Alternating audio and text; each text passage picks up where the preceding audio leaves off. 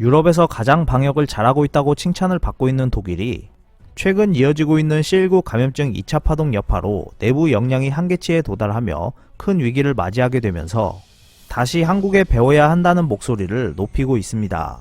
독일 메르켈 총리는 방역 담당자들을 향해 도대체 왜 한국처럼 안 되는 것이냐며 강하게 질타하는 모습까지 보여줬습니다. 피커TV에서 자세한 내용 전해드리겠습니다. 독일은 올해 상반기에 C19 감염증 1차 파동이 일어나던 당시 유럽의 방역 모범국으로 꼽혔습니다.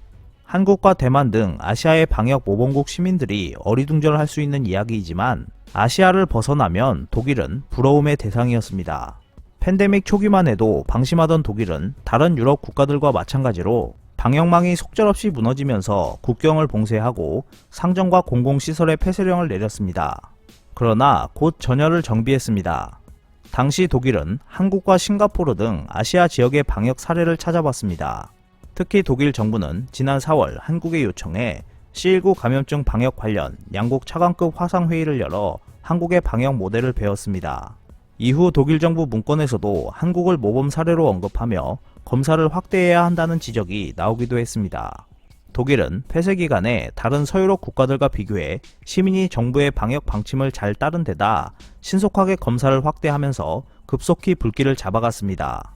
4월 초 6,000명대에 이르던 신규 확진자는 6월에는 최저 100명대까지 내려갔습니다.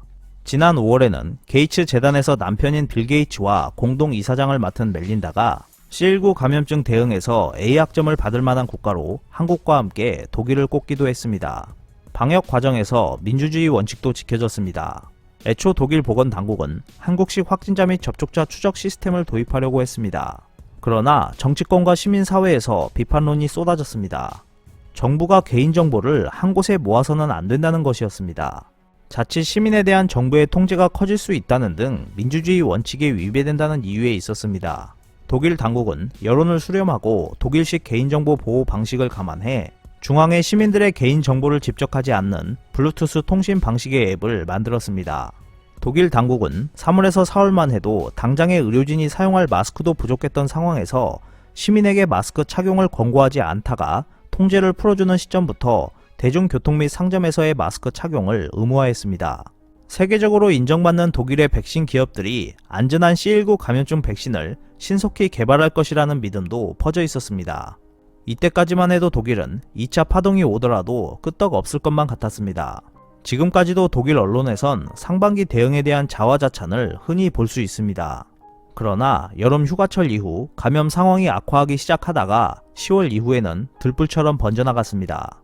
지난 11월 13일 발표된 독일의 신규 확진자는 지난 6월 100명대와는 비교될 수 없을 정도의 규모인 23,542명에 달해 감염증 확산 사태 이후 최대치를 기록했습니다.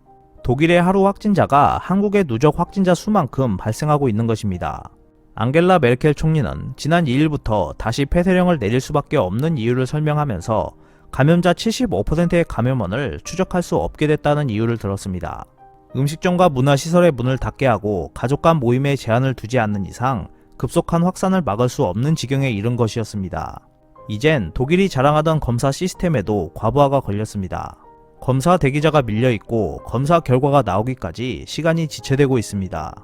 우리나라의 질병관리청에 해당하는 로베르트 코흐 연구소는 겨울철에 매주 최대 300만 건의 검사가 필요하다고 추산했지만 현재 한 주간 가능한 검사량은 196만 건 정도입니다. 철저한 공교육 중심의 독일은 학력 격차 발생 등의 악영향을 우려해 학교 문만은 지키고 있지만 이 역시 위태위태한 모습입니다. 최근 학생 30만 명, 교사 3만 명이 격리돼 있을 정도입니다. 여유가 넘치던 중환자실 병상은 이제 20% 정도만 남아있는 상황이 되었고 만약 여기서 확산세를 막지 못한다면 유럽 주요 국가 중 가장 탄탄한 의료 체계도 붕괴할 수 있다는 우려가 커지고 있습니다. 독일 주간지 슈피겔은 11월 13일 독일의 C19 감염증 정책 실패와 결과라는 제목의 기사에서 정부가 휴가철에 이완된 분위기를 다잡을 의지가 없었고 메르켈 총리마저 여름철에 너무 조용했다면서 1차 파동 당시 약점을 보완하지 못했다고 비판했습니다. 내부 역량의 한계를 느낀 독일은 다시 한국 등 아시아의 방역 체계에 눈을 돌리고 있습니다. 메르켈 총리는 지난달 10월 25일 C19 감염증 대응 내부 회의에서 한국을 모범 사례로 들며 강하게 질타했습니다.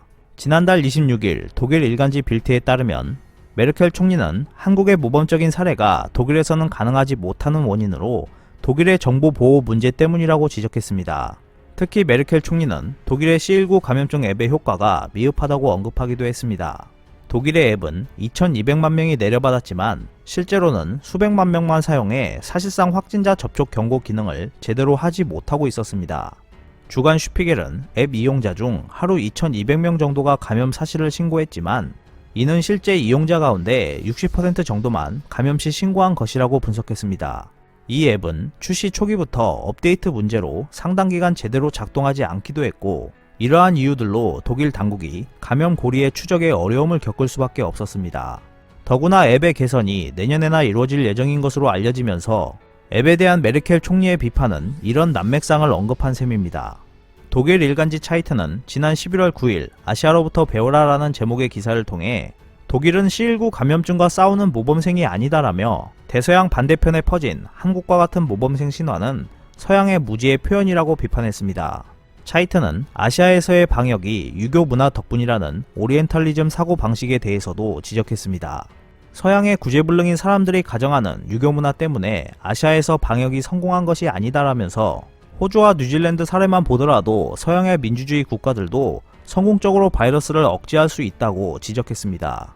차이트는 아시아 국가들이 빠른 조치와 투명한 의사소통을 통해 시민과 신뢰를 쌓았고 방역을 지원하려는 시민의식을 고양했다고 평가했습니다. 차이트는 한국이 모든 증상자 발생을 마치 형사사건을 수사하듯 하고 개인정보가 과도하게 활용된다는 지적을 하면서도 비판의 목소리를 통해 개선된 측면도 있다고 설명했습니다. 또한 대다수의 시민이 엄격한 기본권 제한을 피하기 위해 사생활의 축소를 받아들이고 있다고 강조했습니다. 최근 독일은 미국 제약사 화이자와 독일 바이오엔테크가 공동 개발 중인 백신 1억 회 투여분을 구매하려고 하고 있습니다. 앙겔라 메르켈 총리는 백신이 개발돼 사용할 수 있게 될 경우 고령자 요양시설 거주자들과 직원들에게 우선 접종할 것이라고 밝혔습니다. 전 세계가 백신을 애타게 기다리고 있지만 백신이 전 세계에 보급되고 모두가 안심하는 날이 오기까지는 상당한 시간이 걸릴 것으로 보입니다. 독일의 사례에서 보듯이 하루 확진자가 100여 명대에서 2만 명대로 폭증할 수 있는 가능성이 충분히 있는 만큼 전 세계로부터 칭찬받고 있는 한국도 방심하는 일이 없도록 모두의 관심과 노력이 필요해 보입니다. 오늘 준비한 소식은 여기까지입니다. 끝까지 시청해주셔서 감사합니다. 여러분의 좋아요와 구독은 영상 제작에 큰 힘이 됩니다. 앞으로도 피커TV에 많은 관심 부탁드리겠습니다.